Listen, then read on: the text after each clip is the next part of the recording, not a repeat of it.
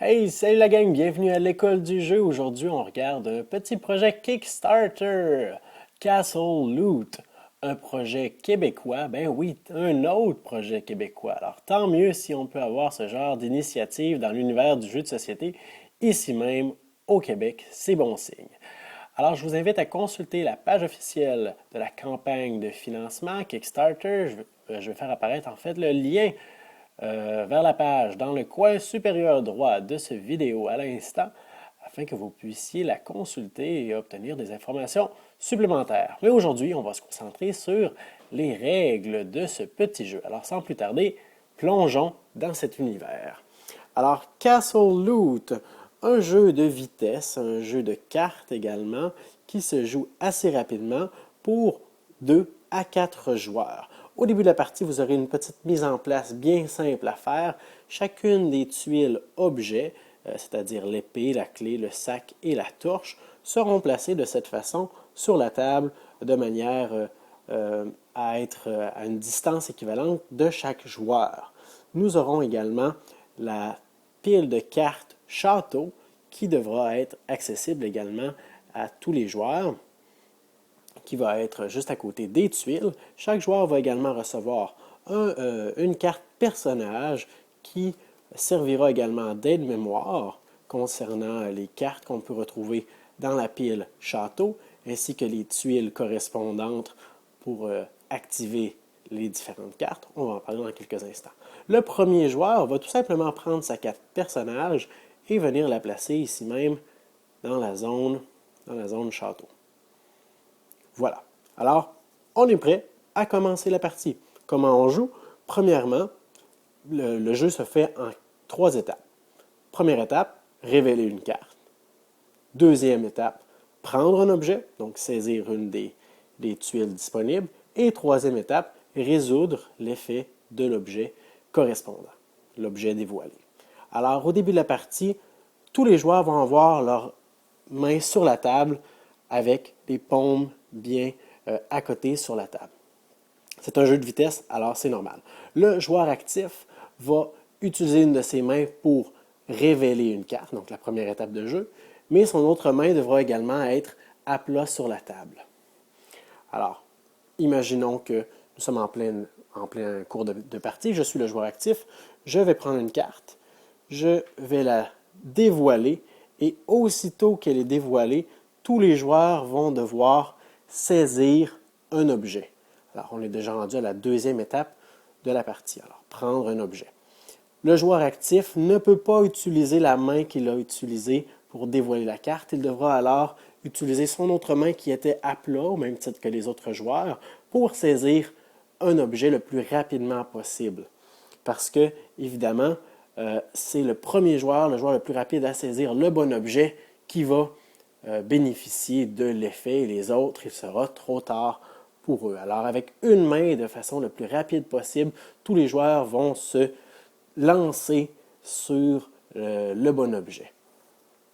Et on a une seule chance, c'est-à-dire que si un joueur se trompe parce qu'il voulait aller trop vite ou pour différentes raisons, il saisit le mauvais objet, à ce moment-là, il n'a plus la chance de changer d'idée, même si les autres n'ont pas saisi de tuiles encore. Alors, on a une seule chance. Et finalement, la troisième étape du jeu, eh bien, on fait tout simplement que résoudre l'effet de l'objet. Alors, allons voir justement les différents objets qu'on peut retrouver dans ce jeu. Alors, premièrement, il y a, on va commencer avec ceux-ci, celle-ci plutôt. Alors, il y a les cartes gemmes, les pierres précieuses. Alors, si une de ces cartes apparaît dans la zone château, les joueurs devront rapidement se précipiter pour agripper le sac.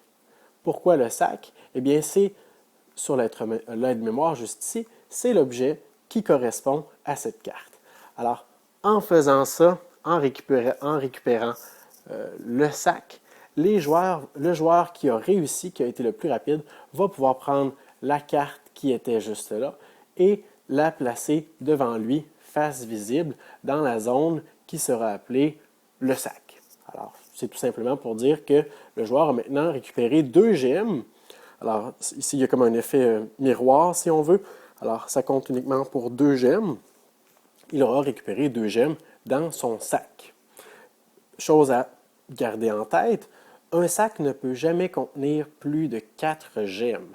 Alors, advenant le cas où est-ce que je serais sur une lancée et que je ne garde pas le compte des gemmes que j'ai accumulées devant moi face visible et que je dépasse le seuil de 4 gemmes, mon sac se brise et tous les gemmes que j'aurais récupérées, comme dans ce cas-ci, je serais à 5 gemmes, 1, 2, 3, 1, 2, 3, 4, 5. Tous les gemmes que j'ai récupérées dans mon sac se brisent et vont se retrouver à quelque part dans le château, seront accessibles pour les autres joueurs éventuellement.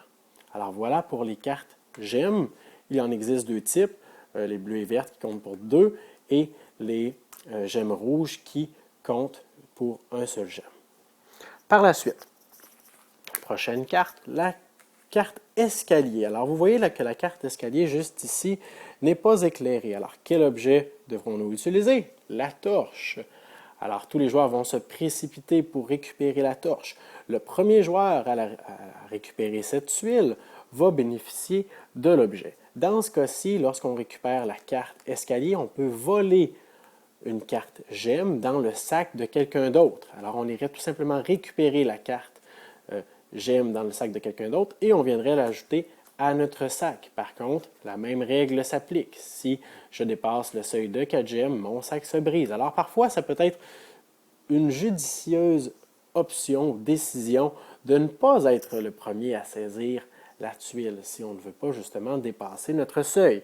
Et il y a un autre effet qui est déclenché par la tuile escalier, c'est que tous les objets qui sont là, qui ont été jusqu'à présent au même endroit, vont subir une rotation dans le sens des aiguilles d'une montre. Alors à partir de maintenant, si on était habitué aux emplacements où les objets étaient, c'est complètement changé. Alors on devra s'y habituer. Voilà pour la carte escalier. Prochaine carte à regarder ensemble, la carte coffre. Alors, il nous faudra la clé, qui a justement changé de place.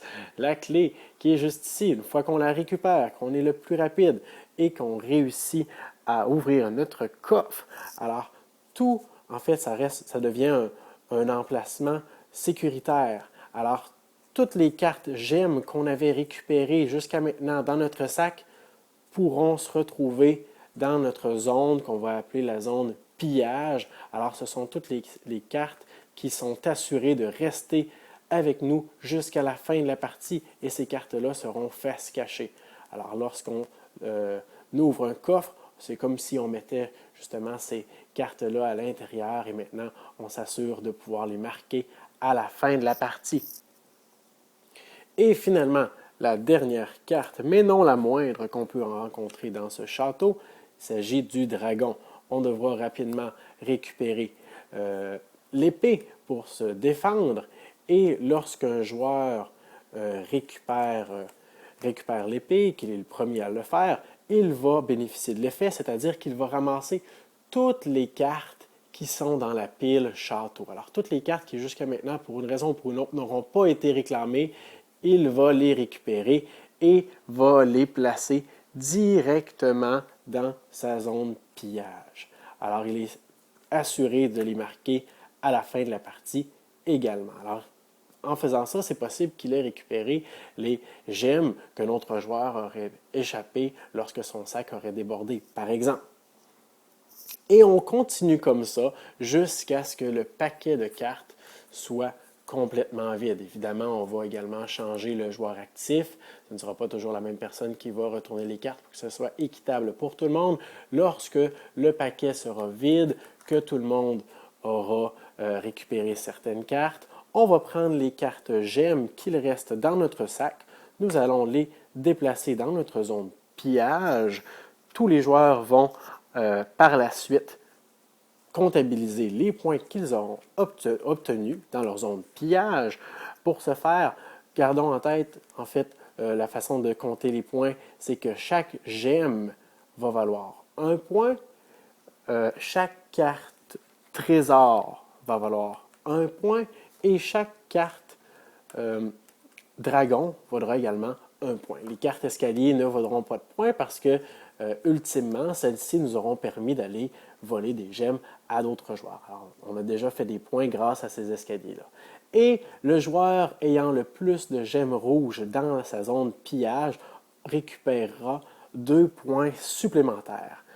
Au terme de ce décompte, le joueur qui aura cumulé le plus de points va remporter la carte personnage qui était au centre de la table, va le mettre à côté de lui en signifiant qu'il a maintenant un point ou qu'il a remporté une manche de la partie. Bref, il y a différentes façons de terminer une partie complète. Vous pouvez décider que le premier joueur qui obtient 2 personnages va gagner, ou tout simplement vous jouez 4 manches et celui qui en a le plus au terme de ces 4 manches. Alors, libre à vous, vous pouvez laisser libre recours à votre imagination quant à la fin de partie dans ce petit jeu bien simple, mais ô combien amusant.